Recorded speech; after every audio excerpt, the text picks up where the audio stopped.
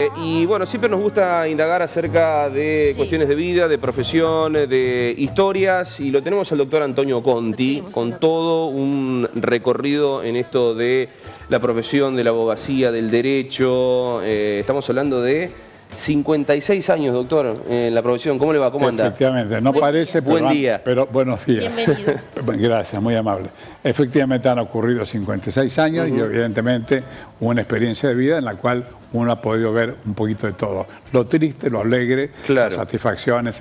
Sí, lo primero que se me ocurre preguntarle es aquellos comienzos de su profesión y estos tiempos.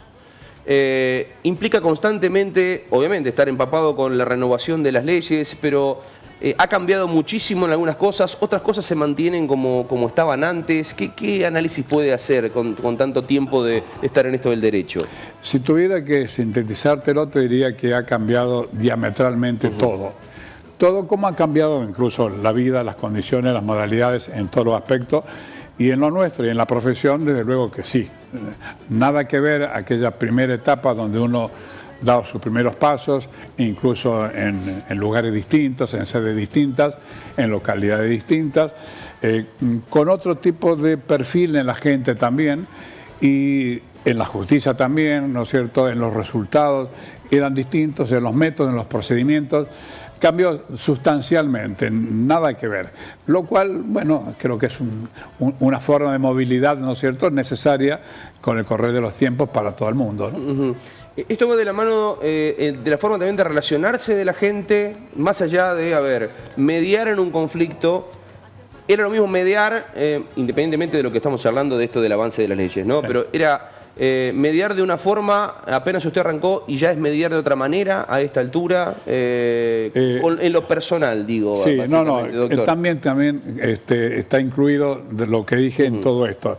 El trato con la gente, las soluciones, los conflictos cambiaron notablemente porque cambió la idiosincrasia de la gente también. Cambiaron las costumbres, cambiaron las conductas, cambiaron un poco el proceder, las reacciones. La misma sociedad lo va llevando de un lado y hacia otro, y uno tiene que ir ubicándose en cada circunstancia de acuerdo a cómo se presenta. Evidentemente que hay un cambio total. ¿Y entre pares también? ¿La relación entre pares también es un tema interesante porque uno manejaba una serie de códigos en aquella época. Éramos pocos, nos conocíamos todos, y las costumbres, digamos, el rito, la forma, fundamentalmente el código era distinto. Uno se manejaba más con la amistad, con la palabra, y bueno, ahora es como que en definitiva se ha, no sé si vulgarizado sería la expresión, pero se ha modificado. No solo en la profesión nuestra, incluso en todos los órdenes de la vida. La palabra, el compromiso, la asunción de una actitud ante una determinada circunstancia, se modificó todo. Sí. Es más o menos la percepción que uno tiene, ¿no? Muy joven arrancó siendo, ¿21 años puede ser? Me recibí de 21 años y me río un poco porque eso responde también a las costumbres de antes. Mi madre era maestra y bueno, un buen día se le ocurrió hacerme pasar un año libre, cursar, así que cambié de mis compañeros de un año a otro. Que vos me lo preguntás ahora en la proyección de la vida, te diría que no es quizás lo más acertado. Pero bueno, se estilaba, si la criatura o el hijo, lo que fuera, o el alumno avanzaba, era como más meritorio, ¿no es cierto? Claro. El mérito también tenía otra dimensión, ya que está de moda la palabra mérito, y bueno, así me tocó terminar la escuela relativamente temprano, y la universidad también, es decir, la hice en los 5 años que marcaba la época, la escuela primaria un año menos, con lo cual a los 21 años ya me largaron a la calle. ¿Universidad de Córdoba? La Universidad Católica de Córdoba, sí. Que en aquella oportunidad todavía no estaba reconocido como universidad. Tenemos que revalidar el título luego ante un tribunal integrado por un profesor de la Universidad Nacional, del Ministerio de Educación de la Nación y un también representante de la Casa de Estudio. Nos daban un caso, nos daban un determinado tiempo, teníamos acceso a la biblioteca y después sobre sobre ese caso lo exponíamos y los resultados. Y a partir de ahí nos habilitaron el título. Y eso hizo que quizás también me apurase más a recibirme, porque después me tocaba el servicio militar. Claro. Claro. Y ya no sabía cuándo lo podía hacer. Así que allá fuimos en diciembre, un 28 de diciembre, el Día de los Inocentes, salí como mi última materia. ¿Y por qué abogacía, doctor? ¿Por algo en particular? Bueno, no, la abogacía fue, no te digo un albur, pero yo cuando terminé el secundario sabía, porque en aquella época era así, que tenía que seguir estudiando. Era ya como una consigna que uno la llevaba, ¿no es cierto?, de por sí. La pregunta era qué carrera. Entonces uno pensaba en lo que uno tenía alguna habilidad, alguna facilidad.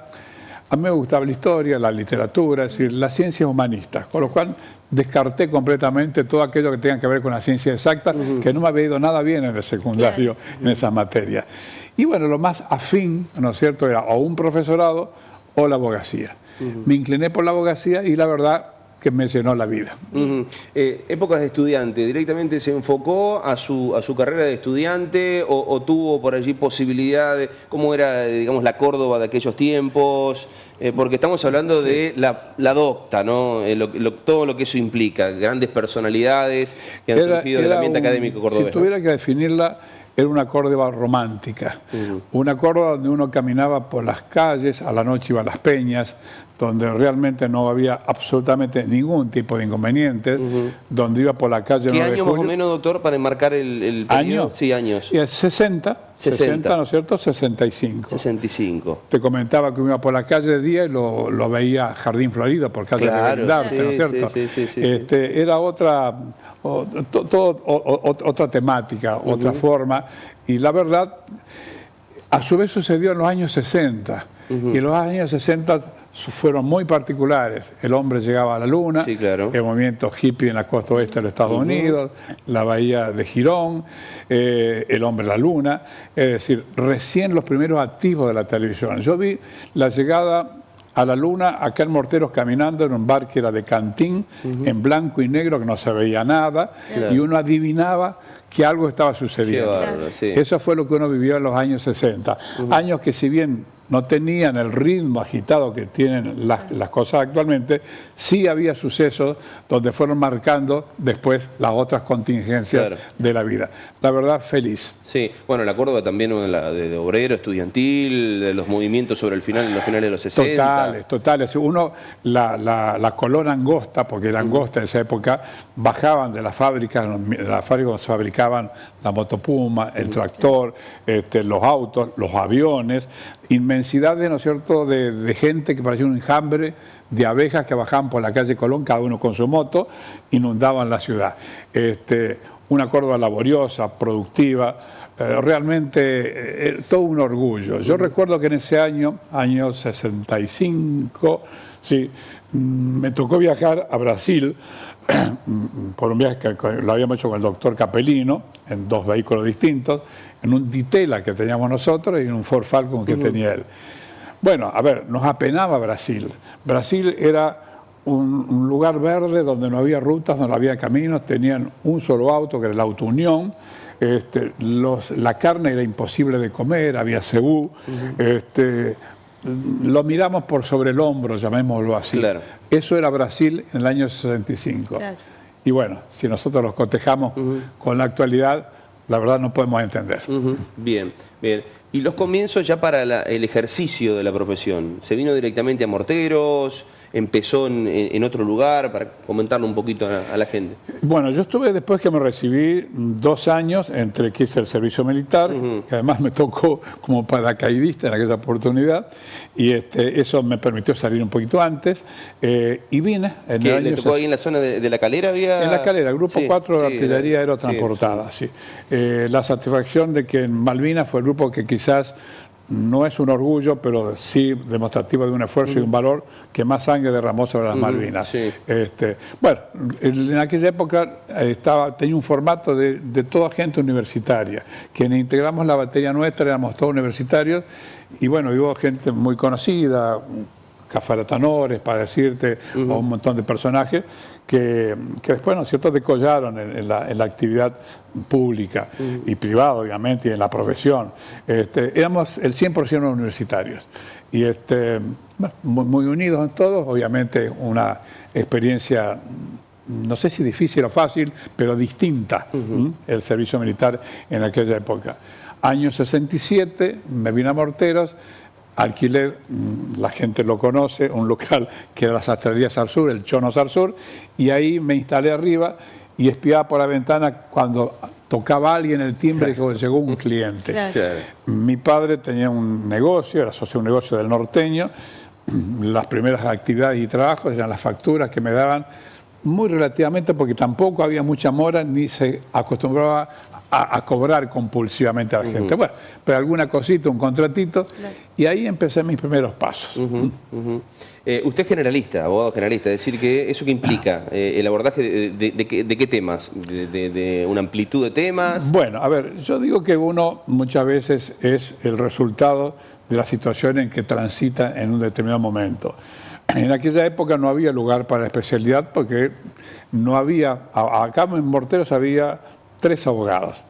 El doctor Caldera, Nino, padre del actual abogado Caldera, que falleció, el doctor Tealdi, y el doctor Capelino, pero hacía sucesiones, no litigaba.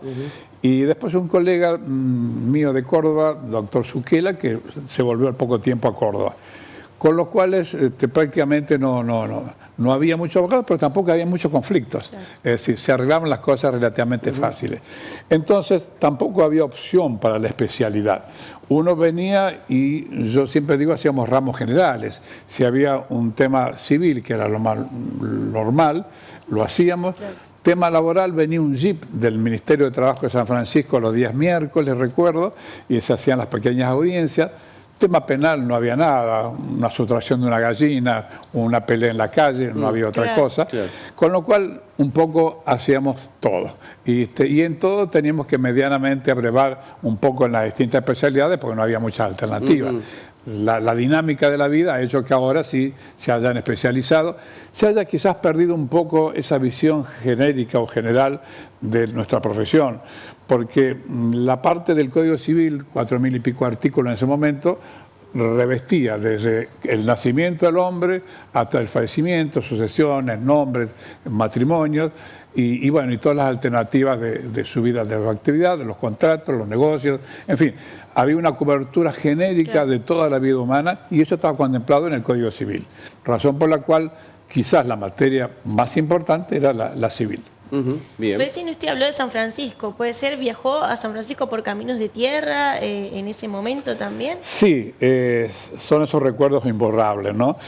No teníamos tribunales obviamente acá en Morteros, teníamos que viajar a San Francisco, yo tenía mi Siam di tela que me lo prestaba mi papá y bueno, los días de lluvia era todo un problema, la comunicación era difícil. No existían, obviamente, las formas modernas de comunicación, con lo cual las consultas, bueno, o los libros que comprábamos, de ahí que tengo la satisfacción de tener una biblioteca muy importante, por necesidad, o la consulta con un colega, ¿no es cierto?, o un profesor, con lo cual uno se iba a Córdoba, en su ditela, consultaba, venía a consulta a Santa Fe, buscaba quizás aquellos profesores que habían sido importantes en la vida de uno, le hacíamos la consulta y volvíamos. Pero sí, era difícil porque los caminos eran malos, eran de tierra, obviamente no siempre se podía llegar, y durante muchos años, por eso peleamos tanto por poder radicar un tribunal acá en Morteros. Que al final lo logramos, y digo lo logramos a medias, porque no es lo que pretendíamos nosotros. Nosotros pretendíamos ser ciudadanos iguales, ¿no es cierto?, de primera o de segunda, pero al menos todos iguales, que los de Córdoba y los de San Francisco. Y terminamos siendo ciudadanos de tercera o de cuarta, porque finalmente el Poder Judicial nos instaló un tribunal acá, pero no el tribunal que queríamos. En este caso pedíamos un tribunal civil, o penal o lo que fuera, y nos envió el Poder Judicial un tribunal que contempla todas las materias, con lo cual desnaturaliza completamente la función judicial porque en la acotada, ¿no es cierto?, posibilidad de un solo magistrado de atender distintas disciplinas, Claro. penal, civil, comercial, como es de control, menores, familia, falta, es imposible, humanamente es imposible. Claro. ¿Cómo se traduce eso? Y en un resultado también imposible, porque ni uno tiene acceso a una atención íntegra como tienen derecho los demás y como a quienes se le ha brindado a los demás, no la tenemos en Morteros. Claro. No la tenemos, la morosidad no quizás es responsabilidad del funcionario en sí, Sí. porque la verdad que los auxiliares ponen todo su esfuerzo, pero es imposible, no hay forma de poder atender. Al no poder atender, la satisfacción del problema no es buena. Claro. Es buena. Es un vicio un poco de la justicia porque estamos hablando, por ejemplo, que por el lado de Santa Fe los profesionales tienen que viajar a San Cristóbal, tienen que viajar a Ceres, es como que se centraliza un poco en grandes ciudades Bueno, y las distancias son grandes, más sí, allá de los sí. diferentes... Santa Fe tiene un problema similar. También se debió a la carencia. Yo cuando me recibí había un abogado en un estudio en Freire, después obviamente en Morteros los que yo le he nombrado, no había ningún otro abogado hasta Ceres. Venía un abogado Parma cada tanto a Ceres y no había nada. Y después de ahí hasta Chaco, porque también solíamos ir, porque ampliamos nuestra posibilidad de trabajo. Claro. En Roque Sáenz Peña, había que ir por la Cañada de las Víboras, Tostado, y era difícil, todos caminos de tierra, los autos no tenían aire acondicionado. Y bueno, y Santa Fe vivió un poco la realidad nuestra.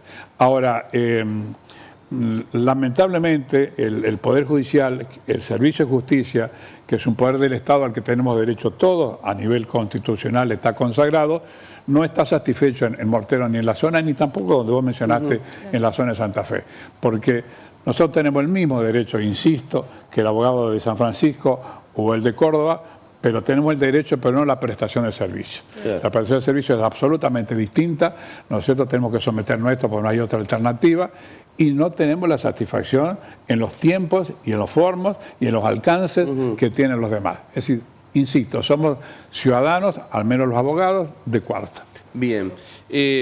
Casos emblemáticos que le tocó asumir, que le tocó mediar, que le tocó estar. El primero que lo marcó, que hoy en esta charla que tenemos se le viene a la memoria y dice, bueno, este fue el primer caso y también, si se quiere, antesala de otros tantos que vinieron. ¿Cuál recuerda, doctor? Bueno, uno en la memoria es selectiva y recuerdo los primeros casos porque obviamente los primeros, una declaratoria de herederos, una sucesión, esas cuestiones simples, pero que fueron las primeras y uno las tiene marcadas. Claro. Después están los temas conflictivos, ¿no es cierto? Temas conflictivos. A ver, esto no es una zona donde el conflicto haya predominado.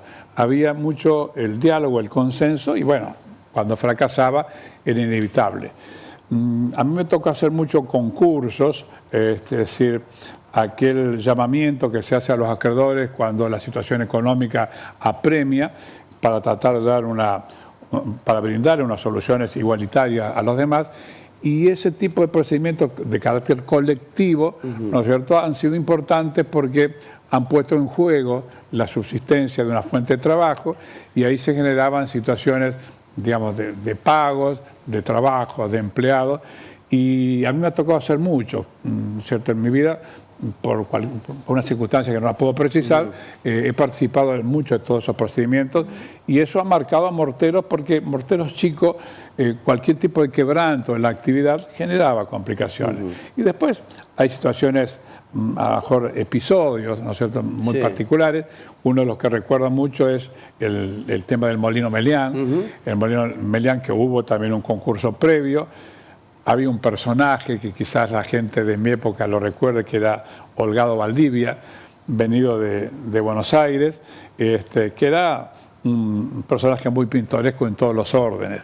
Y el Molino Melián entró también en cesación de pagos, llegamos hasta la Suprema Corte de Justicia, recuerdo, por planteos, y un buen día llegó a una especie de actividad intensa. Se trabajaron durante las 24 horas corridas y el molino se incendió, se prendió fuego. Realmente un espectáculo dantesco. Claro. Surgieron una serie de opiniones. Alguien dijo que fue prendido de forma a propósito para cobrar seguro. lo desmiento categóricamente, no había seguro. El personal que trabajó ahí, que quizás ya haya quedado muy poco, lo pueden atestiguar. La forma intensa con que trabajaba maquinarias precarias generó un principio de fuego y eso, ¿no es cierto?, se quemó. ¿Usted era abogado de parte de...? Yo era parte de la patronal. De la patronal. Sí, la patronal, sí. Pero tenía una muy buena relación con todos los empleados y bueno, lamentablemente el molino terminó demoliéndose, cerrándose y hoy lo que es el centro, donde está en pleno centro, claro, donde hay un bonito lugar de esparcimiento y de casa. Exactamente, sí, bueno, un molino que marcó la historia también. Había dos molinos acá, Molino Bueno y el Molino Melián, que el Molino Melián en realidad era el Molino Colombetti antiguamente, que fueron pioneros todos ellos en morteros, porque cuando el ferrocarril, ¿no es cierto?, estaba previsto para pasar, los molinos normalmente se alineaban, ¿no es cierto?, dentro de la línea del ferrocarril para cargar la harina molida. O se llevaban a Puerto Rosario con camiones que ni siquiera tenían cubiertas con aire, eran cubiertas macizas. Se trasladaba toda la harina, el cereal trabajado allá. Y los que estaban al lado del ferrocarril cargaban. El molino Melián, que es un molino Colombetti anterior, no estaba en la línea del ferrocarril, con lo cual eran muy típicos también los camiones, los animales, los caballos que transportaban a la sede del ferrocarril, que tenían todos los depósitos. Los silos fueron una cuestión más moderna. Estos eran silos a la antigua, ¿no es cierto?, el típico galpón. Y había mucho tipo de actividad de esa naturaleza. Es decir, morteros, desde el punto de vista urbano, también se modificó totalmente. Quienes recuerdan, quienes nacimos en aquella época y vivimos ahora, o no podían reconocer quienes volviesen, si se pudiese, hoy lo que es mortero. Las calles eran de tierra, las farolas en las esquinas, las acequias eran altas donde corría el agua, llovía, los autos uno los ponía en el centro de la calzada porque los demás eran cunetas. Claro, cunetas llenas de caracoles rojos, una serie pintoresca totalmente distinta. Sí, que ha cambiado. Mi consulta va un poco de la mano con la de Luciano. ¿Qué pasó? ¿Cómo fue el suceso de aquel chico joven que terminó la secundaria, estudió porque le gustaban más que nada las humanidades, pero hoy dijo, me cambió la vida la abogacía? ¿En qué momento sintió usted, más allá de los casos, que seguramente debe haber tenido muchísimos y muy importantes, en qué momento usted sintió que le cambió la vida? ¿Cuál fue a nivel intelectual o emocional que usted dijo, bueno, esto realmente es lo mío? Sí, mira, a ver, el cambio de la vida fue permanente y dinámico. Yo no podría decirte que hubo una etapa puntual donde me varió. La variación se iba dando, pero por imperativo de las circunstancias, por imperativa del mayor trabajo, ¿no es cierto?, por imperativo de la complejidad de los problemas, y en definitiva después, ¿no es cierto?, ya el hecho de haberse transformado o acercado el servicio de justicia acá, fueron cambiando cosas. Si vos me decís, dentro de mi interior, ¿qué cambió? Y cambió, a ver, lo que era la primera ilusión de un tema que uno desconocía. Te cuento anecdóticamente, yo viajaba a San Francisco, el padre de uno de mis compañeros de estudio que está en San Francisco, era un abogado. Entonces yo iba con mi papelito para hacer una pregunta, se sentaba en su máquina de escribir, redactaba, y yo lo miraba y decía, pero ¿cómo este hombre puede sentarse y escribir recorrido esto? Cosa que uno hoy quizás lo haga con la mano izquierda. Pero claro, todo eso ha cambiado, pero cambió en función de la madurez, de las circunstancias que uno fue aprendiendo, brindándose más. Como puede cambiar también la vida de cualquiera, ¿no es cierto?, a partir que empieza a madurar y empieza a crecer. Entonces, no hubo un hecho significativo puntual que haya variado sustancialmente una etapa de la otra. No, fue una etapa, digamos, de crecimiento, de maduración y de avance, si se quiere, en la actividad de uno. Los chicos me tiraban un tema que me interesaría indagar, el tema sociedad italiana. ¿Cómo fue? Para aquellos que no conocen, seguramente tiramos este tema a los habitantes de Morteros y muchos saben, pero los habitantes de Morteros de aquella época, un protagonista fue Bria Padre, ¿no es cierto? Los Bria fueron 3 generaciones muy conocidas acá. El negro Bria, que para ser honesto, no estamos en la misma vereda política, pero en ese momento sentimos que había una necesidad de juntarnos todos. Porque ¿Qué año fue eso, doctor? Ay, me mataste. O década para enmarcarlo. Se hará 30 años atrás. Lo que pasa es que hay una cuestión. Cuando uno tiene la edad que uno tiene, las décadas para nosotros son años. Claro, decir, sí. 30 años, 20 años, 40 años, es más o menos lo mismo, ¿no es cierto? No lo podemos precisar. Pero la sociedad italiana, que tiene toda una historia, obviamente, como nació, bueno, está la historia en los libros y en la gente y en la memoria, en un determinado momento fue ocupada por un sector con una inclinación de tinte religioso, llamémosle así. Bien.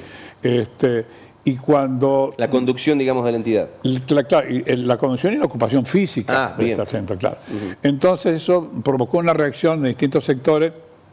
Se generó una especie de, llamémosle, de asamblea pública, donde concurrió gran parte de la población, hubo montones de oradores, hubo una especie de elección, y esta gente que de alguna forma había ocupado, digamos, el manejo de la sociedad, con bastante virulencia, si se quiere, terminó siendo desplazada y volvió a los cauces naturales de la sociedad italiana. Fue una satisfacción porque ahí no hubo ningún tipo de distinción política ni social, más allá que aquel Mortero no hubo una marcada distinción social entre nadie. En la escuela primaria nos equiparó a todos, el hijo del obrero, del médico, de lo que fuera, éramos todos iguales con nuestros delantales. Había dos escuelas, nosotros llamamos la escuela fiscal, que es la Vélez Sarsfield, la nacional, la Rivadavia, pero había otro enfoque de la sociedad en cuanto al manejo y al contacto y a la convivencia. Así que ahí estuvimos todos, y la verdad que fue un acto muy solidario, una recuperación muy interesante, y la sociedad italiana volvió a ser la misma que aquellos que la tuvieron en miras cuando hace muchísimos años la crearon como una entidad asociativa de los primeros pobladores de Morteros. Claro. Y dentro de lo más reciente, doctor, ¿usted estuvo en la causa Clemente? Estuve en la causa Clemente, fue digamos, quizás uno de los casos emblemáticos o más resonantes del último tiempo. Por eso una breve reflexión le quería pedir, ya que estamos hablando de su recorrido como profesional. Sí, cómo no. La causa Clemente la voy a dividir en dos partes. Una parte penal, en la cual no voy a entrar porque no entré en aquella oportunidad. Involucra una serie de gente que no quiero remover situaciones.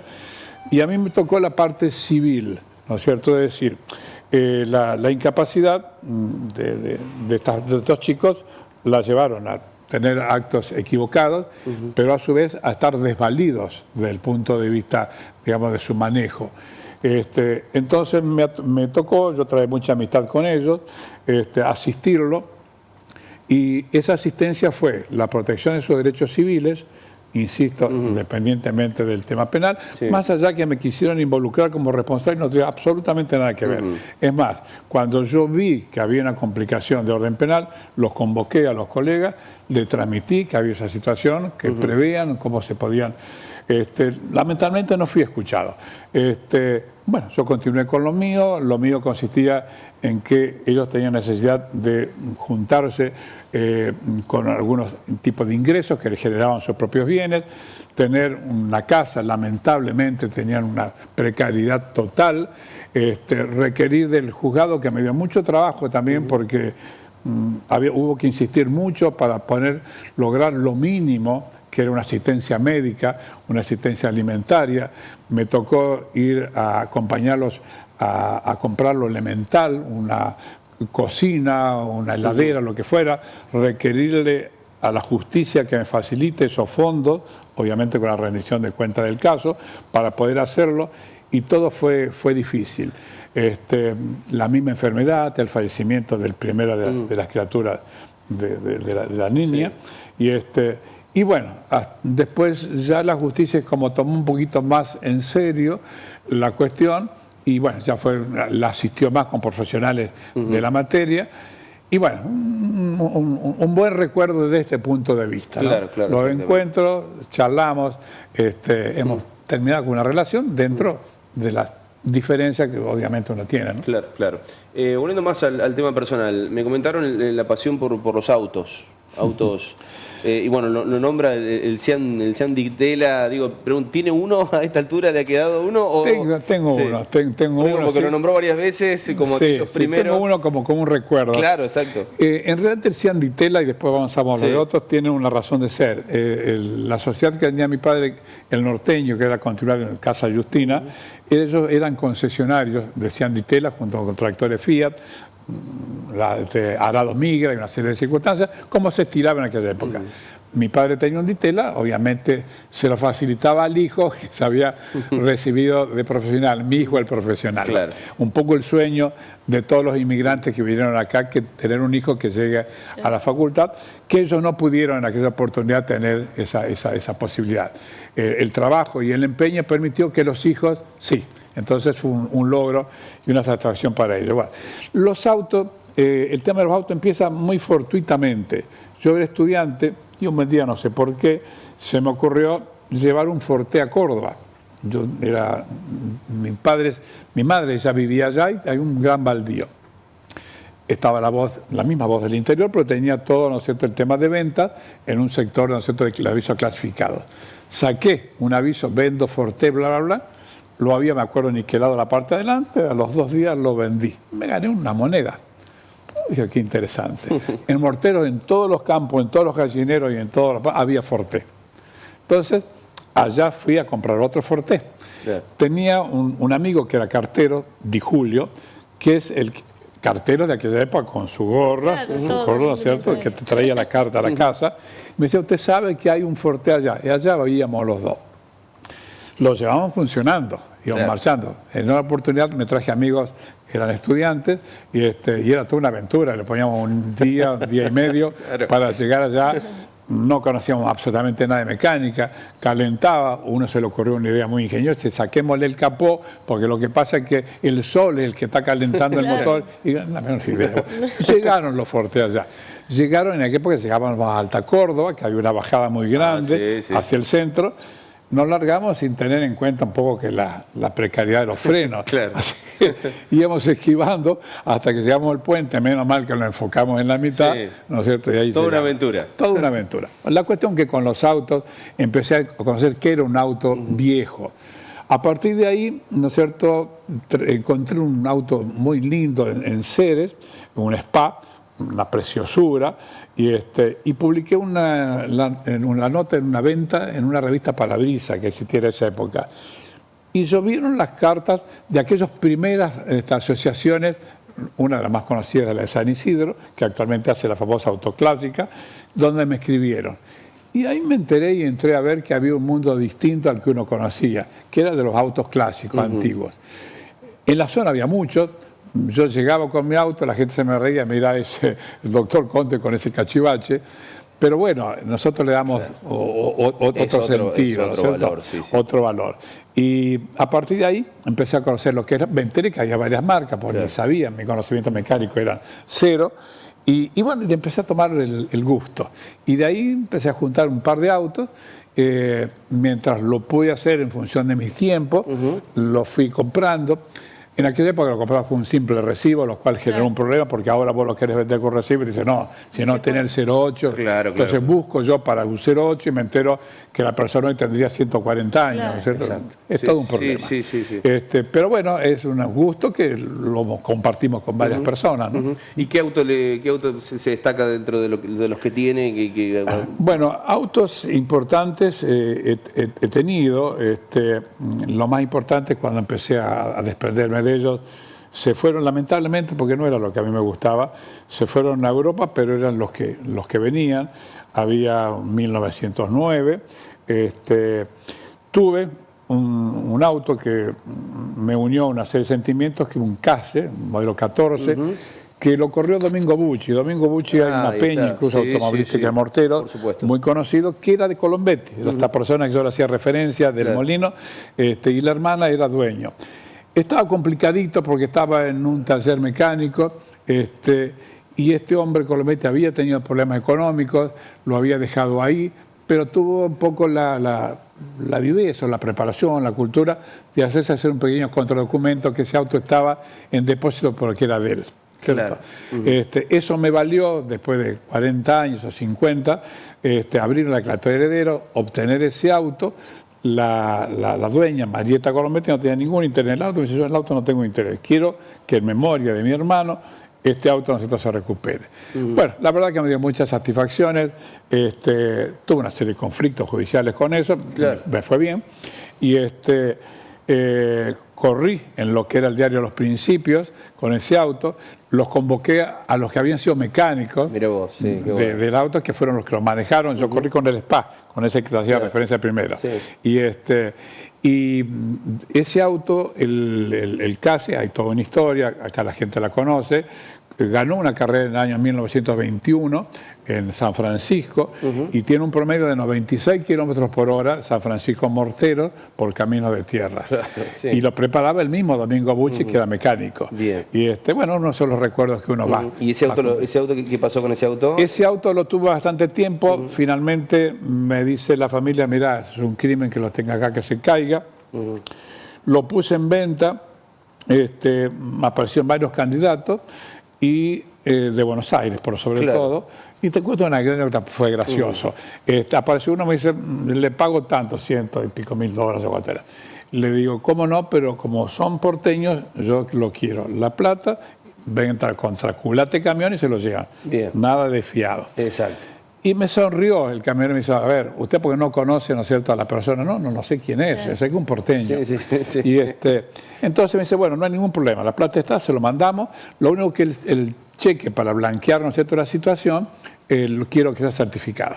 Claro. ¿Cómo no? Le digo, lo hago, le acepto un cheque, le va a ser en efectivo, y le digo, pero lo traen certificado. Se vuelve a sonreír. Me lo traen certificado, después me entero, claro, que lo certificó porque el que lo compró era el dueño del banco, el Standard Bank. Que después nos hicimos muy amigos, es dueño de laboratorios, tiene, digamos, un galpón. Solvencia tenía el hombre. Claro. Impresionante. Tenía tiene un salón impresionante, estaban todos los autos de 1890 y pico autos eléctricos. ¿Y lo tiene? Lo sigue teniendo, sí. Corre la Mille Miglia, la Mille Miglia, se lo embarca el auto y se va allá. Y tiene maravillas. Tiene de Fangio, tiene 3 autos de Fangio. Tremendo. Cada auto con su luces abajo. A ver, algo que nosotros no lo podemos considerar porque hay que verlo para entender. Claro. Bueno, historias de vida del doctor. Historias del auto. Yo quería consultarle algo más, Bruno. ¿cómo no? También abocado a lo personal, con respeto, si se puede. Las personas que le va muy bien en su profesión y trabajan muchísimo, son muy reconocidas y bueno, tienen mucho cariño por todos. Le dedican muchísimo tiempo, muchísimas horas. ¿Cómo es combinar eso con la familia también? ¿Cómo se congenian las dos cosas? Bueno,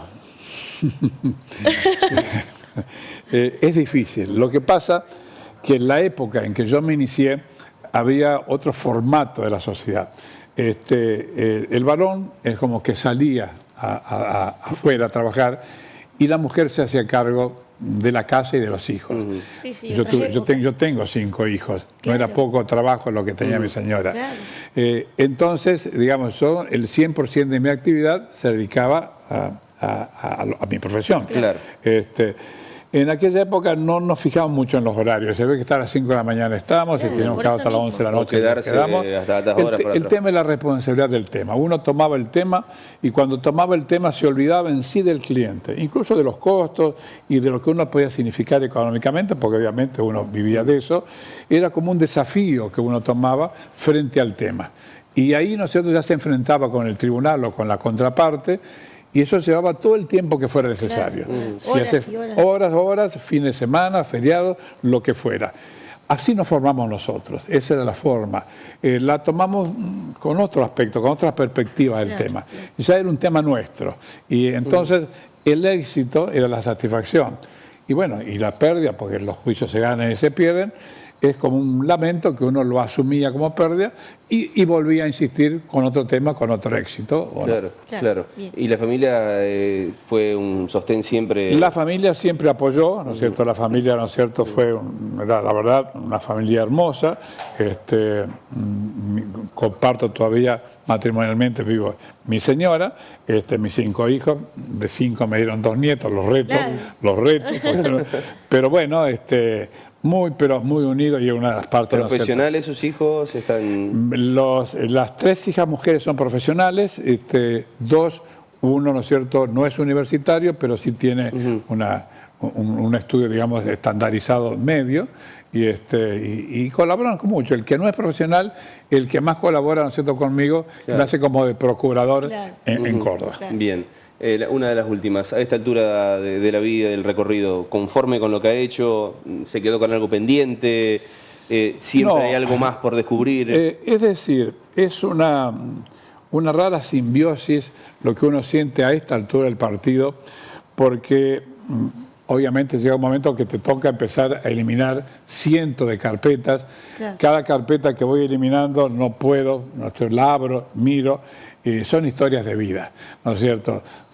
Dejar esos papeles, tirarlos en definitiva, ¿no es cierto?, es como un pequeño dolor, una lágrima en el alma que se te cae, pero bueno, es la realidad de la vida.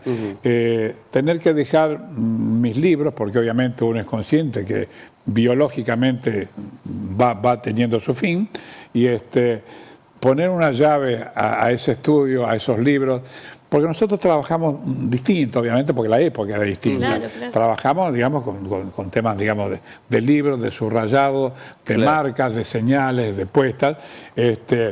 La parte digital no era lo nuestro. Yo sigo trabajando con mi máquina de escribir, Olivetti, a quien la amo.